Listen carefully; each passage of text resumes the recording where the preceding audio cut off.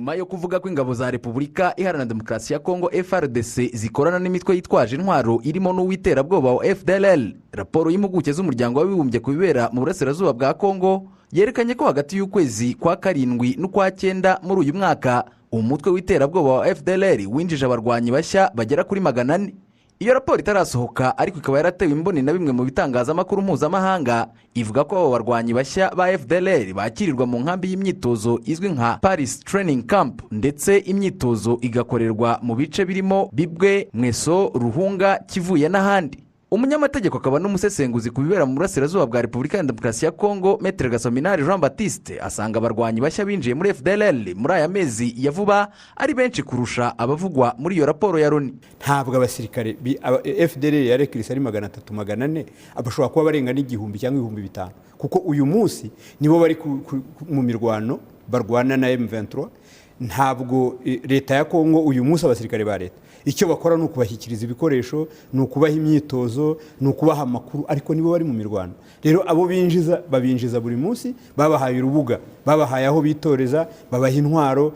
Sinibazo uwo mubare 300-400 n'uwaba yarawanditse ahantu yawukuye, kuko ntabwo bigeze bahwema kurekrita abasirikare bashya, ntibigeze bahwema gukora imyitozo, gutoza abasirikare bashya, ndetse no gutoza bari basanzwe kugira ngo babongerere ubumenyi. Ni ibintu biba ku manywa y'ihangu. Ibi bije mu gihe u Rwanda rudahwema kugaragaza ko FDLR ibangamiye umutekano warwo n'uw'akarere muri rusange, rugasaba leta ya Repubulika ya Demokarasi ya Kongo n'igisirikare cyayo FARDC guhagarika ubufatanye n'uwo mutwe. Icyakora leta ya Repubulika ya Demokarasi ya Kongo ikomeje kuvunira ibiti mu matwi, ahubwo amakuru akavuga ko icyo gihugu cyamaze kwinjiza muri iyo ntambara abacancuro bo kuyifasha kurwana n'umutwe wa M23. Maître Mukamangoga Olivier ukurikiranira hafi ibibera muri icyo gihugu asanga ibyo bitanga ubutumwa bukomeye ku bihugu byo mu karere n'umuryango mpuzamahanga. Fact zihari nuko uruhande rumwe rwa M23 nirwo rumaze kugaragaza yuko rufite ubushake rusubiza aho rwafashe, ariko nta plan igaragara, nta n'ikintu kimwe kigaragara ku ruhande rwa Kongo mu rwego ruganisha mu gushaka amahoro. Ibyo rero byo kuvuga yuko washobora kuba ari abacanshuro n'abandi, nkuko nabivuze, Kongo ni gakeya yubahiriza amasezerano igirana n'impande. So ni umwanya wo kugira ngo ibihugu byo mu karere bizongere bisuzume neza imyitwarire ya Kongo ndetse n'amahanga, kugira ngo habe hafatwa imyanzuro nyayo, kugira ngo habe haboneka uburyo amahoro arambye agaruka mu burasirazuba bwa Kongo. Aha ni naho umushakashatsi ku bibera mu karere k'ibiyaga bigari Andrew Wells ahera avuga ko biteye isoni n'ikimwaro kubona bimwe mu bihugu bikomeje kwirengagiza ukuri ku bibera mu burasirazuba bwa Kongo, ahubwo bigakomeza kugwa mu mutego wa Repubulika ya Demokarasi ya Kongo wo gutunga agatoki u Rwanda aho kwita ku muzi w'ikibazo. Yeah, it's very disappointing, and it's actors in the West especially. Ni ibintu bibabaje, ni uruhare rw'abantu batandukanye cyane cyane abo mu burengerazuba bw'isi bafitiye urwango u Rwanda. Nta nubwo ari ikibazo cya M23, ahubwo ni ikibazo cya politiki y'ibihugu. Iki nyine ni kimwe navugaga cya wa murongo usanzwe bihaye, kuko nk'ubu nahoze nsoma raporo yasohotse muri 2008 igihe cya Nkunda, dore bashize imyaka 14. Iyo raporo yasohowe n'ikigo kimwe cyo muri Leta Zunze Ubumwe za Amerika, yagiraga iti hatabayeho igitutu cya diplomasi kuri leta ya Kongo ndetse ntihabeho ukutabogama kw'ingabo za Loni mu kuzana amahoro, aka karere gashobora guhura n'akaga ko kujya mu ntambara yeruye. The region could descend back to total war. One of my frustrations, I have to say, is looking at this from afar. Gusa ngewe nkunda kurebera iki kibazo mpereye mu mizi yacyo, ariko ikintera impungenge naho usanga imiryango mpuzamahanga n'abandi bantu batandukanye bihutira muri ya ntera ishaje twabonye mu myaka isaga 10 ishize, aho usanga n'ubundi bibasira u Rwanda kuba nyirabayazana w'iki kibazo.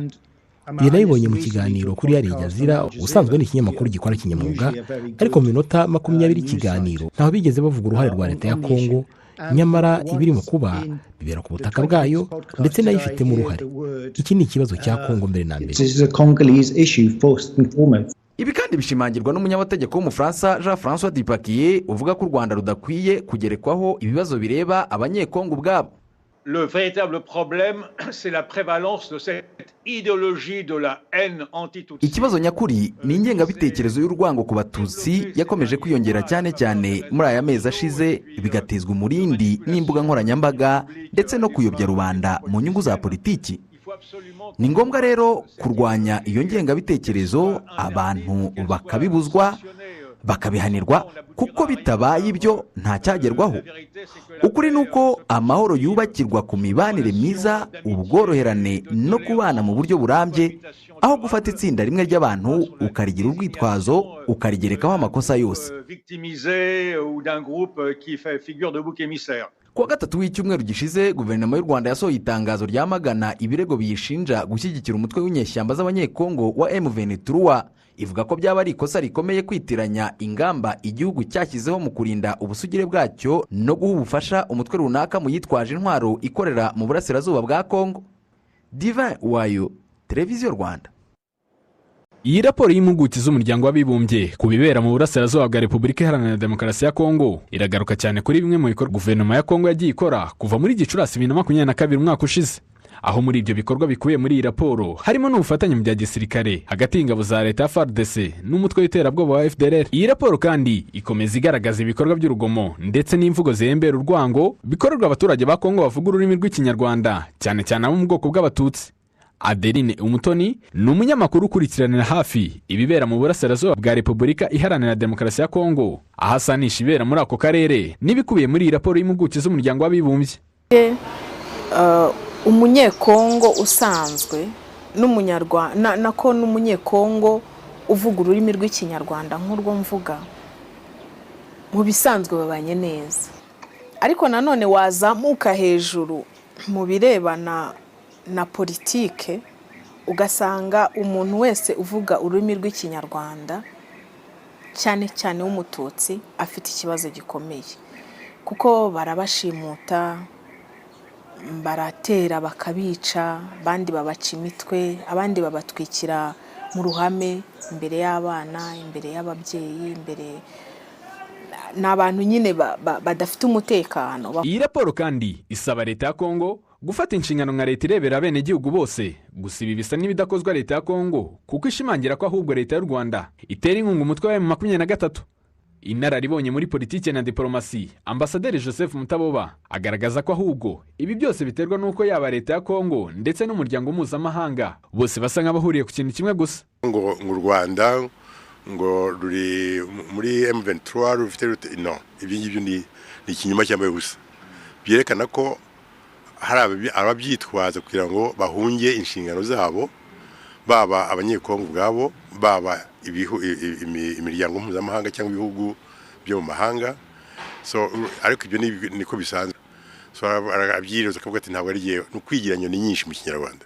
Ndatekereza se izo mpuguke zitageze kuri terrain ngo zibanze zirebe uko ibintu byagenze, aho abantu bapfiriye, fatiye he, bashingiye kuki bashinja abantu, cyangwa se bavuga bati abantu runaka, umubare runaka wapfuye muri ubu buryo, cyangwa se n'amadeclaration y'abayobozi bo muri Kongo, harimo abavugizi ba gouvernement, harimo abavugira ingabo za leta ya Kongo, harimo ndetse na Bintu Keita wo kurundi rwego namwe mutayobewe, ariko bose bakaza badahuza imibare y'abantu bapfuye n'uburyo bishwemo n'ibyabaye iyo keshisha.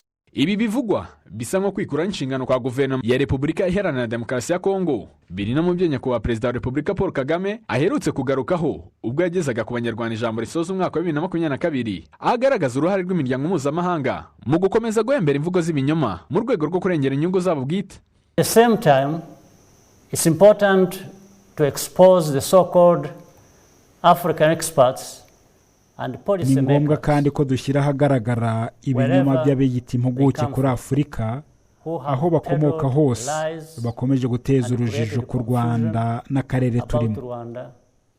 Ndagira ngo nizeze abanyarwanda ko uko byagenda kose tuzakomeza kugira umutekano n'umudendezo muri uyu mwaka wa 2023. Nta gushidikanya kuri ibyo.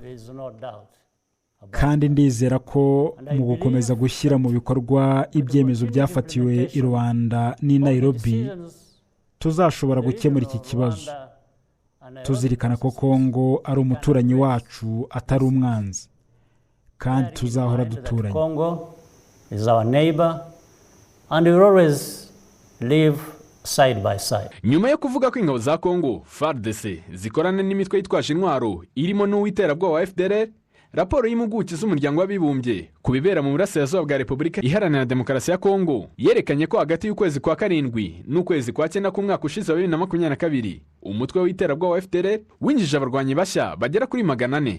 Iyi raporo ikomeza ivuga ko kandi abo barwanyi bashya ba FDLR bakirirwa mu nkambi y'imyitozo izwi nka Paris Training Camp, ndetse imyitozo igakorerwa mu bice birimo Bibwe, Mweso, Ruhunga, Kivuye n'ahandi. Adams Kwizera, Televiziyo Rwanda.